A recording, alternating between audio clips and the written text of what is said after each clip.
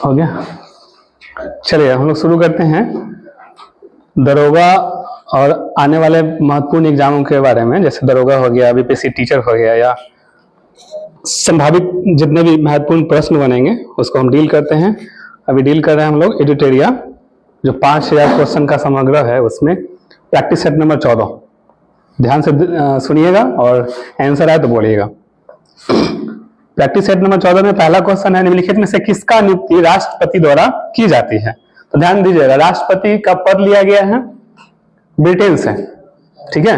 राष्ट्रपति पर महाभियोग की प्रक्रिया लिया गया है अमेरिका से, ठीक है। राष्ट्रपति का जो राष्ट्रपति याद रखिएगा कि नियुक्ति होते हैं, निर्वाचित होते हैं। याद रखिएगा, राष्ट्रपति निर्वाचित होते हैं, प्रधानमंत्री नियुक्त होते हैं, ठीक ना। अब तीन चीज आपको अक्सर एग्जाम में मिलेगा। राष्ट्रपति को ऑप्शन में आएगा कि नियुक्त किया जाता है, निर्वाचित होते हैं। तो राष्ट्रपति निर्वाचित होते हैं, प्रधानमंत्री चयनित होते हैं, नियुक्त नहीं होते हैं, चयनित, उनका चयन किया जाता है। और जितने भी सर्वोच्च न्यायालय के मुख्य न्यायाधीश हो गए या बाकी जो भी लोग हो गए, वो नियुक्त होते हैं, अपॉइंट किए जाते हैं। इसे फिर से रिकॉल कीजिए, राष्ट्रपति क्या होंगे? निर्वाचित होंगे। प्रधानमंत्री चयनित होंगे। भारत के मुख्य न्यायाधीश नियुक्त होंगे। वर्तमान में कौन है? डीवाई चंद्रचूड़, जो भारत के सर्वोच्च न्यायालय के कैमे सीजीआई हैं, 50वें हैं। इन्हीं के दादा थे वाईवी यशवंत विष्णु चंद्रचूड़, जो कि हम सबसे लंबे कार्यकाल तक रहे, ठीक है। सबसे लंबे कार्यकाल तक रहने वाले सर्वोच्च न्यायालय के मुख्य न्यायाधीश थे। सबसे कम कार्यकाल किनका रहा है? सबसे न्यूनतम कार्यकाल कमल नारायण सिंह का रहा है, ठीक। तो इसमें क्वेश्चन पूछ रहा है कि निम्नलिखित में से किसका नियुक्ति राष्ट्रपति द्वारा की जाती है?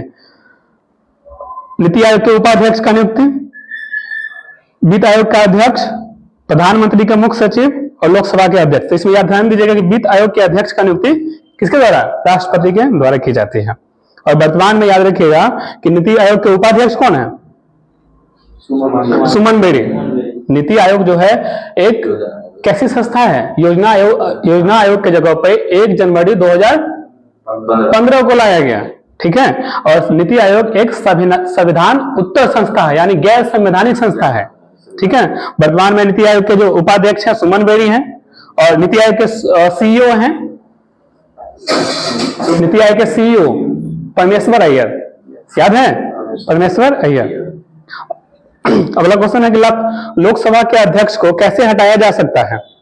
तो ऑप्शन ए देखिए, लोकसभा के तत्कालीन सदस्य के विशेष बहुमत से पारित संकल्प के द्वारा।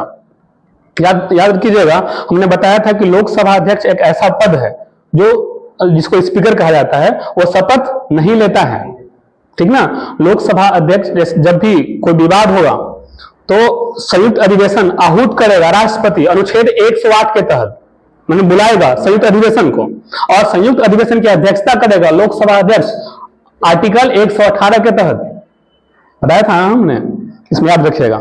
तो लोकसभा अध्यक्ष को भी हटाने का स्थिति है, जैसे लोकसभा के तत्कालीन सदस्यों को विशेष बहुमत से पारित संकल्प के द्वारा, विशेष बहुमत बोले तो 2/3 मत से, साधारण मत बोले तो 1/3, ठीक ना। तो अक्सर यही हो जाएगा। वर्तमान में लोकसभा अध्यक्ष हैं ओम बिरला। 17वीं लोकसभा चल रही है, उसके वर्तमान में अध्यक्ष हैं ओम बिरला, जो कहां के? राजस्थान के कोटा के सांसद है। देखिएगा, स्वतंत्र भारत के प्रथम लोकसभा अध्यक्ष हुए जीवी मावलंकर, ठीक है। स्वतंत्र भारत के प्रथम उपाध्यक्ष हुए लोकसभा उपाध्यक्ष आनंद संगम, ठीक ना। ये प्रथम उपाध्यक्ष हुए लोकसभा के उपाध्यक्ष, ठीक है। लोकसभा के प्रथम महिला अध्यक्ष मीरा कुमार, जो कि कैमी लोकसभा के 15वीं लोकसभा के अध्यक्ष थे।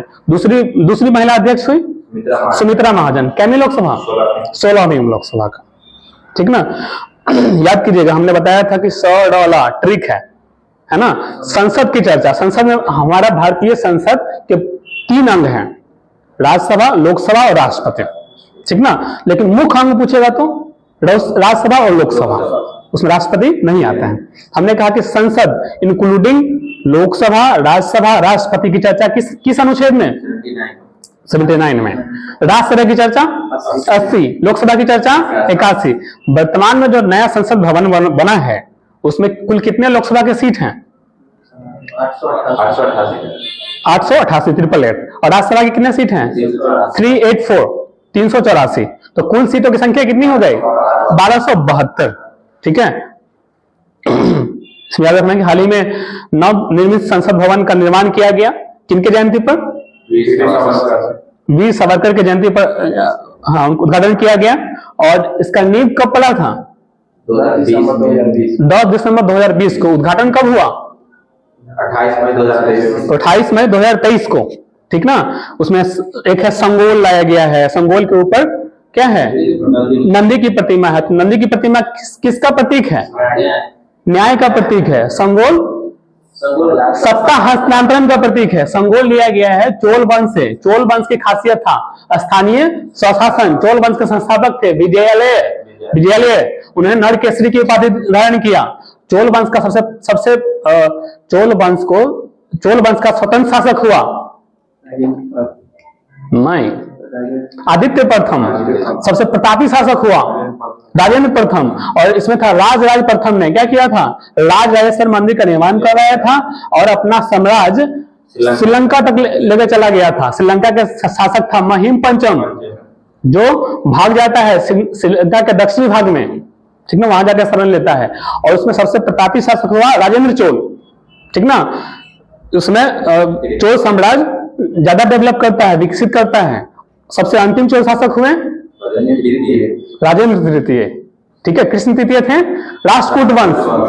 ठीक ना। राष्ट्रकूट वंश के संस्थापक थे दंती दुर्ग। ठीक ना। राष्ट्रकूट वंश में ही था कृष्ण प्रथम। हमने कहा था कि कांची के कैलाश मंदिर का निर्माण कराया था नरसिंह वर्मन द्वितीय। कांची के गोमेतेश्वर मंदिर का निर्माण करवाया था नंदी वर्मन द्वितीय। और कांची एलोरा के कैलाश मंदिर का निर्माण करवाया था कृष्ण प्रथम। ठीक ना। और कर्नाटक के सरमन बेलगोला में गोमेतेश्वर मंदिर का निर्माण गंग वंशीय चामुंड राय ने करवाया था। किसकी प्रतिमा है? महावीर स्वामी की प्रतिमा है। ठीक ना, ध्यान दीजिएगा उसमें। अगला क्वेश्चन है बहुयामी निर्धनता सूचकांक का संकेतक नहीं है। तो क्या क्या है? पहले